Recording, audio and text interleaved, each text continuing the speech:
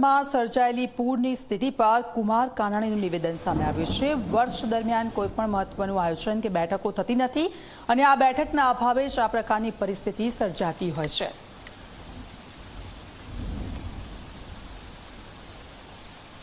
આપ સૌ જાણો છો, ખાડીપુરની સમસ્યા એ સુરત શહેર માટે ખૂબ મોટી ગંભીર સમસ્યા છે અને ગયા વર્ષે ખાડીપુર આવ્યું ત્યાર પછી સમીક્ષા બેઠક થઈ હતી, આયોજન કરવા માટેની વાતો થઈ હતી, પરંતુ દુઃખ સાથે કહેવું પડે કે એ સમીક્ષા બેઠક પછી આખું વર્ષ પૂરું થયા સુધી કોઈ સમીક્ષા થઈ નથી, કોઈ આયોજન થયું નથી ને આયોજન થયું હોય તો કોઈ કામ શરૂ થયું નથી, એટલે ખૂબ ગંભીર બાબત છે।